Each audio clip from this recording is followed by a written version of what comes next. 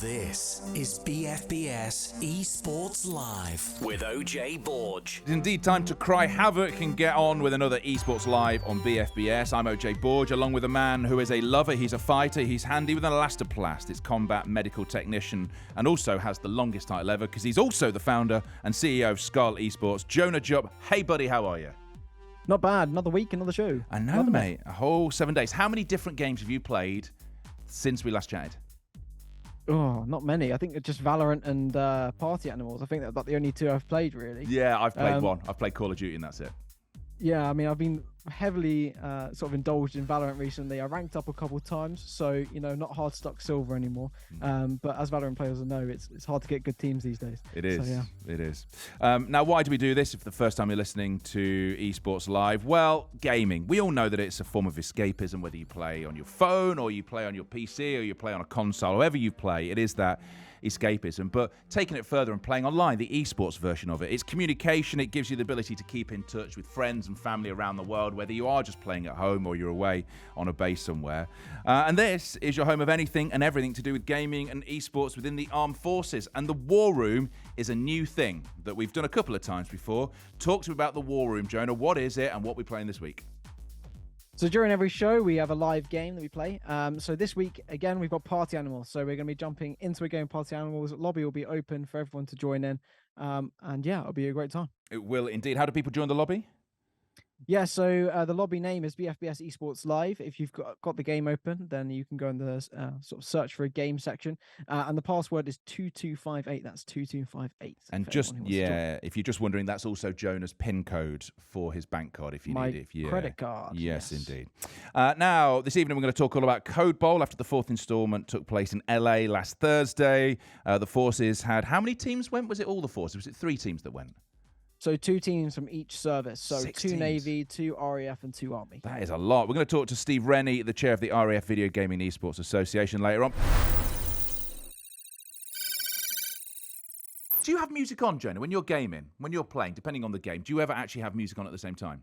Definitely not. In like first-person shooters, you need to listen to those footsteps. But like in a game like this, yeah, it's quite fun to have a few tunes on that you like and jam out with your mates while you're playing. But yeah, definitely not when you need to try and focus. It's not the thing to do. That is absolute pro tip as well, actually. It's one of those things Yeah. you learn. If you do play first-person shooters, something like Call of Duty or Counter-Strike, a lot of it, if you've got the great gaming headphones, it's about trying to work out where people are from the footsteps. Yeah, exactly. And it's like all about people just using the sound rather than actually being good at the game. Better the headset, the better you are at the game, as people say. Yeah, how good is your headset? Have you got a good one? So I use in-ear monitors a lot of the time, but yeah. I mean, they're good. I mean, they're good for knowing where they people are really It's very, good, very good. yeah. In that case, then, we've got a little clip from your stream. In that case, then, talking about how good your monitors are and how great it is hearing what's going on. What was happening here? Wait, I flash for you. 3, wait, I'm flashing. 3, 2, 1. Watch your eyes! I flashed myself. Flash! So you did what there, Jonah?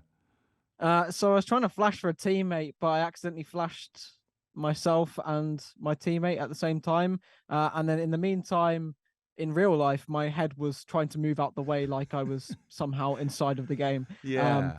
It's very wacky. I don't know what was going through my head, but it was pretty embarrassing. I mean, that's your army training right there. That is your cat-like reflexes, dodging that flash. It is, for sure. Yeah, do I do that in a game? I don't think I move terribly when I'm playing, if I'm just playing on the console or whatever, but I did have a virtual reality setup for a while, and I got very into Space Pirate Trainer, which is just like, it's like futuristic Space Invaders. And you have to duck and weave under the shots that come in, and I did headbutt the wall, which I was very offended at the time and sort of half broke. Then you're my headset. broken headset controller or whatever when you're playing VR. Oh, absolutely, 100%. Talking of chatting to people, so we're talking about obviously what you hear when you play a game. So there's listeners to what's going on, and it's also if you're playing a strategic game, a Call of Duty or a Counter-Strike, whatever it is. How difficult is it to listen and give commands when it comes to strategy? So who's where, what you're going to do, putting your strats in place? So commonly in esports, obviously we have an IGL, so an in-game lead, who has experience in the game, like sort of studies strategies and things like that, and they're primarily responsible for just sort of making those calls. And while meanwhile everyone else is like carrying out the task, like flashing for each other and things like that, especially in games like Valorant, like it's really important to have strategy. But as everyone knows, it always goes to plan. Often communication can break down. People start shouting at each other, and things go a bit sideways. Mic discipline right there. So here's a question then: with your army Uh-huh. training, is your mic discipline better than other people you've played with who haven't been in the service? I mean, probably not. I'm pretty horrendous on the mic, but I mean, even my voice procedure at work is it's not particularly great. I'm sorry to all the comm specs and signalers out there, but it's pretty horrendous. Well, they might be better. Let's talk Code Bolt. Now, if you don't know what it is, we will describe everything about it. We'll do that with Steve Rennie. Now, Steve Rennie is the chair of the RAF Video Gaming and Esports Association. He'll tell us what happened at last week's Code Bowl and everything that went along with it and how the British teams got on. Now, I did just say we were going to talk to Steve Rennie, the chair of RAF Video Gaming and Esports Association. And I wouldn't be the person to say this, Jonah, I wouldn't. But is it like the RAF to be late to an appointment?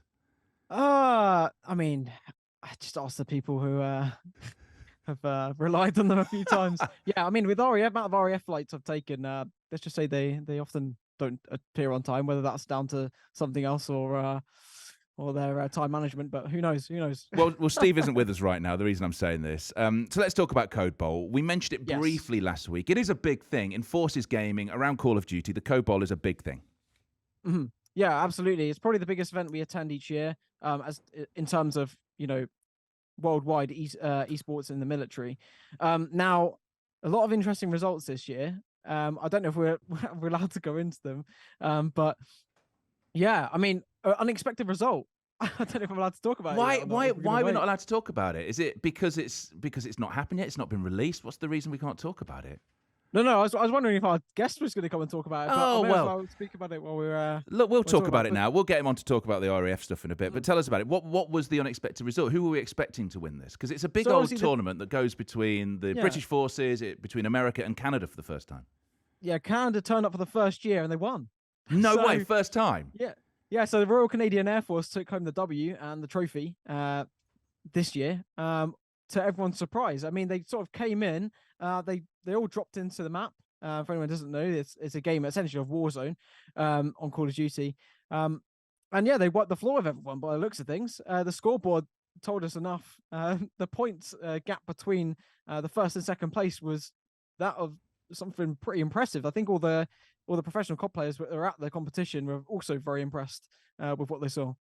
I mean, that is wild. I know when the RAF took the trophy, because the RAF have won it twice, I think, before. Is that right? Yes, I believe so. So I think they won it a few years ago. Then they lost it again to the Americans. Then they won it again, and now they've lost it again to the Canadians. So whether they pull it back next year or not is another story. But hopefully, not biased or anything, but the Army takes home a W at some point. Well, do you know what? We can actually ask him right now because his flight has landed. He's right in here right now. Steve Rennie, the chair of the RAF Video Gaming and Esports Association, has joined us. Steve, mate, thanks for coming. Hi, yeah, sorry it's a bit delayed. I realised it was the last minute to join the call. How are you doing? We're doing good, mate. Thank you so much for coming in and chatting. We were just talking about the Code Bowl, and we were talking about the surprise winners. Did it take you by surprise that the Canadian Air Force, they rolled in and rolled out with the trophy? So from what I heard, they spent a lot of time practicing as a team to be against it. I was chatting them afterwards. So it was good to see like another like Air Force win it and to be like a Commonwealth partner nation to win it as well. So like it's kind of like keeping it in the house almost. Yeah. Are you basically saying at least we beat the Americans? Is that what you're saying here? Yeah, I'm definitely saying that without saying it. Yeah. How did the RAF teams Commonwealth takes it home. Yeah. How did the RAF teams do? Well, yeah, we came fifth in the end, but we did win the first round out of 4. So I'll take my wins where I can. But it was still a good performance in the team, but just was unfortunate that the third game didn't go brilliantly for us, and that was enough to put us out the running to win. Jonah, how did the Army do? Well, the Army looked like they were doing well in the practice, but when it came into the actual game, they also did pretty well. I mean, I can't remember where they placed. I mean, Steve might be able to correct me. I think they came 3rd or 4th, was it? No, it wasn't. It wasn't. I won't embarrass you. While we're on this, how did the Navy do?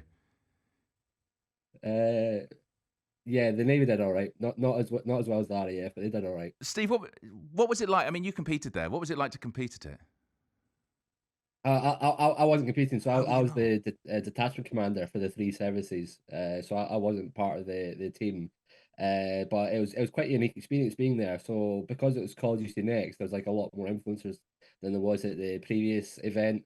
As well as that, like being able to see the new game and things like that while it was being tested by the influencers was quite a unique event. Uh, but yeah, it's quite a fun experience. The final placements in the end. I'm actually not too sure how accurate the scores were because it ended up saying that the army was in last place. I'm pretty sure they weren't, so that's why I'm not saying where the army and the navy placed because we aren't like I'm not sure. I think the orders of the teams were all right, but the scores weren't. But it Yeah. was a really fun experience. It does look like it. As a detachment commander, for those who don't know, I mean, what was your role at this tournament? So yeah, I was there to manage the three services. So I did all the staff work getting us there. I did all the sort of background work of liaising with Activision around their travel and helping the teams like to make sure that all their admin was in place for like getting the trip out there and then making sure things were running smoothly on the event. And what was the vibe like? As I say, like everyone's quite hyped to be there. Like it's quite a unique thing getting invited by a company to go and play in a tournament, especially for charity. Being flown out to LA courtesy of Activision and be able to represent the service is quite Mm. like quite a privileged position, and all the teams were like aware of like how fortunate they were to go out there. I guess you could both answer this one. I mean, when you go to these tournaments, I mean, is it good for you just to be able to switch off from work for those 2, 3, 4, 5 days a week? I mean, for my experience, attending those types of events, you're almost more switched on than you were in work because more often than not, you're putting a lot more effort. It takes a lot more coordination with people you haven't really had spent much time with, like sort of outside of the game. So I don't know about Steve, but you know, it's very intense experience and atmosphere in that sort of arena. Yeah, I would agree with that. So, the esports and competition elements is a completely different experience than as day-to-day life in the service, which is pretty obvious. But there's elements that yeah, the teams did get to relax and like we wanted to enjoy it, but as well as that, there's like whole different elements of military benefit that are delivered through esports. So the fact that teams get to meet our allies, they get to interact with new people, put them out of their comfort zone. There's a lot of competition that goes on. There's a lot of like extra like mental resilience training and teamwork that goes into it. So as much as like yeah, it's something fun, there's still a lot of like military skills that are used in competitions like this and are used in any sport really that the team can't completely switch off. But the like training different elements all the time, and because of that, it's quite it's a really worthwhile experience for them. Absolutely. And I think, Jonah, if you want to catch up, is it all on it's on the official Call of Duty YouTube page, isn't it? If you want to catch up on the games? Yeah, so the full match is on the Call of Duty Twitch. But if you want to catch up on the scores and things like that, just type in Call of Duty endowment on Twitter, and all the results are posted there for everyone to see. Fabulous. Well, Steve, mate, thank you so much for taking the time to join us. Really enjoyed it. And hopefully, at some point the rest of the season, we'll get you on to chat some more about the RAF Esports. Yeah, more than happy to. Thanks for having me. Nice one, Steve. Thank you very much. There you go. There goes Steve, who is the head of the RAF Video Gaming and Esports Association. Steve Rennie, thank you very much for joining us. Now, Jonah, I mean, absolute kudos for the fact not only are you co-hosting this show, you're also still playing in the War Room, our gaming lobby. Who are you playing? How's it going? I'm the Goose, and it's not going very well. I mean, like I said before, a lot of these players have spent far too much time on this game, and I keep getting knocked out. I feel like I'm being targeted at this point. Yeah, you probably are. Don't leave Yeah. me, Goose. Don't leave me. Jonah, we've got a good minute and a half here to talk about esports news. What's going on in the world of course. esports? So this week, Horizon Union have left Apex Esports after several appearances at the ALGS. For anyone who doesn't know what ALGS is, it's the sort of pro league of Apex. Now with they've got a content creator oriented team where majority of the team picks that they have or members of the team are content creators on Twitch and YouTube and the likes. But in the statement, they basically said they'll continue to support the community and the industry from the sidelines. Bit sad to see them exit, but they've had a good run. And they're not saying that they're not going to return in the future. So that'd be quite exciting to see. Also, it's been brought to my attention that Farming Simulator has started an esport in the UK. So there's a LAN from the 17th and 18th of this month. And it's the 5th tournament that Farming Simulator would have run. Yes, Professional Farming Simulator. Ultimate farming. Do you know, for a long time, I always wanted to be the face of professional Nintendogs. We do a digital crufts, and we'd see if we can take Nintendogs Pro. It's never happened for me so far, but maybe the next best thing would be to taking on a bit of Professional Farming Simulator.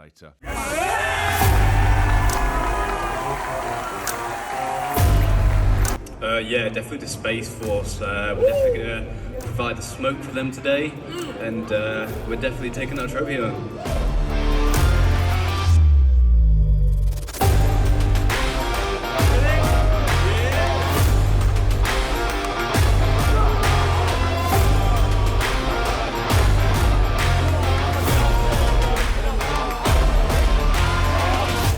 That's unbelievable.